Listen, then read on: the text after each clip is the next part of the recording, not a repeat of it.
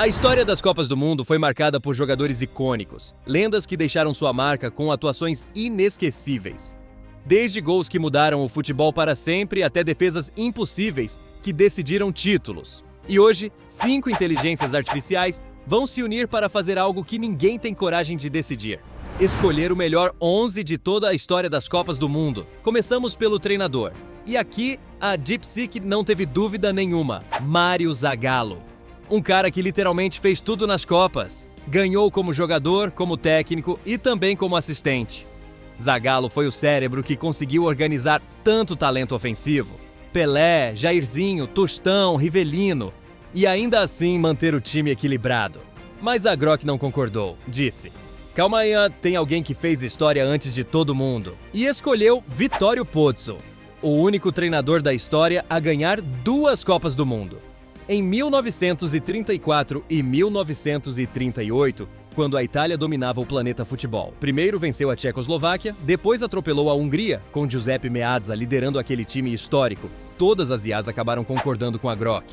O posto de melhor treinador da história das Copas fica com Vittorio Pozzo. Agora vamos para o goleiro. E aqui sim teve confusão. As IAs não concordaram em absolutamente nada. A Grok foi a primeira a falar e soltou um nome que impõe respeito: Lev Yashin, o lendário Aranha Negra. Para muitos, o maior goleiro de todos os tempos. Jogou 3 Copas do Mundo e em 1966 foi simplesmente imbatível. Além disso, é o único goleiro da história a ganhar uma bola de ouro. Nem Neuer, nem Buffon conseguiram isso. Mas o ChatGPT não concordou e disse: ei, não esqueçam do Buffon. E com razão. Em 2006 foi uma muralha. Campeão do mundo, 5 jogos sem sofrer gols e apenas 2 gols sofridos no torneio inteiro. Parecia que ele tinha ímãs nas luvas. Lechat quis deixar tudo ainda mais interessante e citou Gordon Banks, campeão em 1966 e autor da melhor defesa da história, aquela contra Pelé. Só levou 3 gols em 6 jogos no Mundial que a Inglaterra venceu. Se existisse um sinônimo para segurança no gol, seria o nome dele. E quando parecia que não tinha mais ninguém para aparecer, chega o Gemini e diz: Dinosaur. Jogou 4 Copas, foi campeão em 82 e levantou a taça com 40 anos. Enquanto muitos já pensam em aposentadoria nessa idade, ele estava levantando o troféu mais importante do futebol. 4 votos, 4 goleiros diferentes. Então, o desempate ficou nas mãos da IA chinesa. E ela escolheu Lev Yashin. Sim, o homem de preto fica com a vaga. Aquele que pegava pênaltis como se tivesse 8 braços. Seguimos para a defesa e começamos pelo lateral direito. Aqui não teve muita discussão. A Gemini deixou claro desde o início: Cafu, o cara que transformou o lado direito em uma verdadeira autoestrada amarelinha. É o único jogador na história a disputar 3 finais de Copa do Mundo seguidas. Sim, 3, e ganhou 2 delas. Em 2002, como capitão, foi uma máquina. Subia, descia, marcava, apoiava, sorria. Parecia ter bateria infinita. A forma como aparecia em todas as jogadas o transformou em um símbolo eterno do futebol brasileiro. E o melhor, ninguém ousou discutir. Todas as IAs votaram nele sem hesitar. Então é isso. Cafu é o lateral direito indiscutível do melhor 11 da história das Copas do Mundo. E antes de irmos para o outro lado da defesa, vamos passar pelos zagueiros. Para o primeiro não houve nem debate. Todas as IAs disseram o mesmo nome sem pensar 2 vezes: Franz Beckenbauer. O Kaiser disputou 3 Copas do Mundo e levantou o troféu em 1974 como capitão, liderando uma Alemanha ocidental que venceu a poderosa Holanda de Cruyff por 2-1 na final. Mas o que realmente o tornou único foi o seu estilo de jogar. Ele comandava o jogo desde a defesa. Saía com a bola dominada, quebrava linhas, dava passes milimétricos. E isso nos anos 70 era praticamente ficção científica. Então sim, Beckenbauer fica com o posto sem discussão. O primeiro zagueiro do time e o mais elegante da história das Copas do Mundo. Para o segundo zagueiro, a história foi diferente. Aqui sim teve briga. Lechat abriu a discussão com um nome pesado: Bob Moore, o símbolo eterno do futebol inglês. Sua atuação na Copa de 1966, quando liderou a Inglaterra ao seu único título mundial, foi absurda. Na final, anulou atacantes como Uwe Seeler e ainda deu uma assistência cirúrgica para o primeiro gol de Hurst. Um capitão com classe e com uma perna direita que parecia ter GPS. Mas o ChatGPT quis olhar para o futuro e lançou outro nome: Fábio Cannavaro. E, sinceramente, os argumentos são fortes. O que ele fez na Alemanha em 2006 foi uma obra-prima defensiva. Não perdeu um duelo sequer, antecipou tudo. Liderou como um general silencioso e levou a Itália ao título sofrendo apenas 2 gols. Foi tão perfeito que acabou ganhando a Bola de Ouro naquele mesmo ano. Gemini, por sua vez, quis acenar para a América do Sul e propôs Daniel Passarella, capitão da Argentina campeã em 1978 e o único argentino com 2 medalhas de campeão do mundo, embora em 1986 não tenha jogado por problemas de saúde. Um líder daqueles que impõe respeito até em silêncio. E depois de toda essa tempestade de nomes, Grock e Dipsic inclinaram a balança, Bob Moore. Então, o inglês fica com a segunda vaga na zaga. E agora sim, vamos para o outro lado da defesa. Grock foi direto. Roberto Carlos. E como não seria? Estamos falando do lateral esquerdo mais icônico de todas as Copas.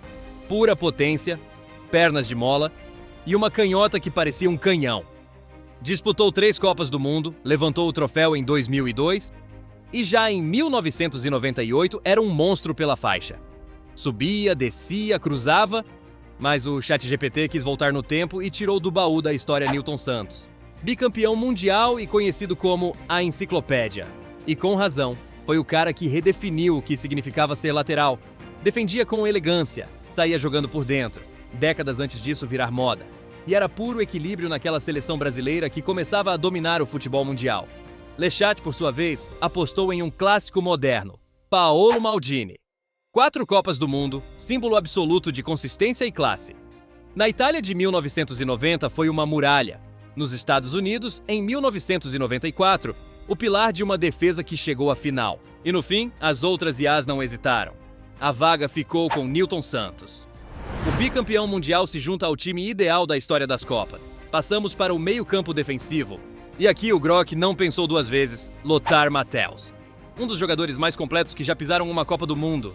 Literalmente, ele fazia tudo. Recuperava, passava, corria, marcava e ainda por cima fazia gols.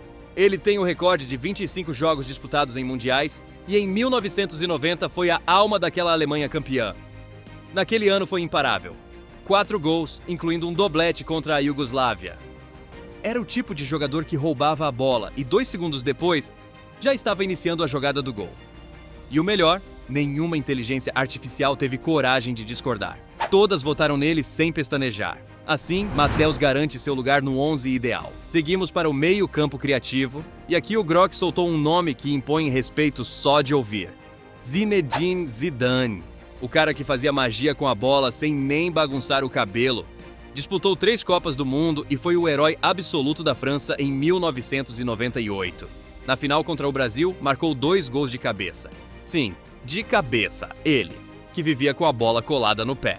E se isso não fosse suficiente, em 2006 voltou a carregar a França nas costas e levou o time até outra final. Mas o ChatGPT não estava totalmente convencido. Disse que o posto deveria ser de Didi, o cérebro do Brasil bicampeão. Em 1958 foi eleito o melhor jogador do torneio. Tinha uma calma que fazia todo o Brasil jogar no ritmo dele. Era o cara que conectava Pelé e Garrincha com uma naturalidade que parecia até tutorial de futebol. Já o Lechat quis apimentar a discussão e soltou um terceiro nome, Diego Armando Maradona. Embora, claro, a gente saiba que a zona dele era mais adiantada e provavelmente vai aparecer lá na frente. No fim, Gemini e Dipsic fecharam a discussão votando também em Zidane. Então o francês fica com a vaga de meia criativo. Elegância, controle, visão. Agora sim, vamos com o meia ofensivo. E aqui o Grock não fez cerimônia. Diego Armando Maradona. O nome mais épico que podia aparecer. Para muitos, o melhor jogador da história das Copas do Mundo. E sua presença como meia ofensivo simplesmente não tem discussão. Em 1986, fez uma das maiores loucuras já vistas no futebol. Levou a Argentina ao título praticamente sozinha. 5 gols, 5 assistências em 7 partidas e 2 momentos eternos. O gol do século e a famosa mão de Deus. Já em 1990, mesmo lesionado, voltou a carregar a Argentina até a final. No total, 21 jogos, 8 gols e 8 assistências. Um cara que, quando pegava na bola, fazia o mundo parar. E como se fosse déjà vu de outros vídeos, o Lechat trouxe o nome de Lionel Messi. Poderia perfeitamente ganhar essa vaga, sem dúvida nenhuma. Mas dessa vez, o resto das IAs concordou com o Grock. Então, Diego Armando Maradona entra no time como o camisa 10. Vamos para o ataque, e começamos pela ponta direita, onde a Gemini não pensou 2 vezes. Lionel Andrés Messi, campeão do mundo no Qatar 2022 e bola de ouro do torneio, tornando-se o único jogador da história a conquistar esse prêmio 2 vezes. É o maior artilheiro da Argentina e também o maior assistente da história das Copas. Em 2022, quebrou um recorde absurdo. Foi o único a marcar em fase de grupos. Oitavas, quartas, semifinal e final da mesma edição. Mas calma, ele não foi o único nome na mesa. Lechat levantou a mão e disse: "Um momento. E o Garrincha? Campeão em 1958 e 1962, bola de ouro e chuteira de ouro na Copa de 1962, quando o Brasil perdeu Pelé por lesão, e ele carregou o time até o título. Seu drible era uma tortura para qualquer defesa, uma ameaça constante. E o mais insano, com Garrincha em campo, o Brasil quase nunca perdia. E o restante das IAs foi direto ao ponto. Garrincha. Ele fica com a vaga no time. E do outro lado do campo, a coisa ficou séria, porque surgiram muitos nomes pesados. A Gemini foi a primeira a levantar a mão e soltar uma lenda absoluta, Roberto Rivelino, peça fundamental naquela mítica seleção do Brasil de 70. Seu chute de longa distância era um verdadeiro canhão. E no México, 70 marcou 3 gols, conquistou o título e ainda entrou para a seleção ideal da Copa. Mas ele não foi o único candidato. A Grock quis trazer algo mais recente e votou em Ángel Di Maria. E argumentos não faltam. Decisivo em várias Copas do Mundo, mas principalmente em 2022, quando a Argentina se sagrou campeã. Na final contra a França, marcou um gol crucial, foi motor ofensivo e ainda participou da jogada do primeiro gol. Mesmo assim, a disputa ficou ainda mais quente quando a ChatGPT trouxe outro nome impossível de ignorar: Kylian Mbappé. Campeão em 2018, chuteira de ouro em 2022 com 8 gols, incluindo um hat-trick na final. 12 gols em Copas antes de completar 24 anos. Não é promessa, é história acontecendo. E para completar o caos, a DeepSeek tirou da cartola um mito absoluto: Johan Cruyff. Não ganhou Copa, mas em 1974 mudou o futebol para sempre. O cérebro da laranja mecânica, o símbolo do futebol total. 3 gols, inúmeras assistências e uma influência que transformou o jogo. Com tanto gigante na mesa, a decisão final ficou com a IA francesa. E ela escolheu Roberto Rivelino. O canhoto mágico fica com a vaga naquela ponta. Faltava apenas uma posição. E aí a Gemini não pensou 2 vezes, Ronaldo Nazário. Porque se estamos falando de Copas do Mundo, ele é obrigatório. O fenômeno. O centroavante com o maior impacto goleador da era moderna do torneio. Bicampeão mundial e segundo maior artilheiro da história das Copas, com 15 gols. Na Coreia-Japão, 2002 foi simplesmente absurdo. Líder absoluto, sorriso inconfundível e 8 gols garantindo a chuteira de ouro, incluindo 2 na final contra as Alemanha. Velocidade, potência e uma frieza na finalização que parecia coisa de videogame no modo fácil.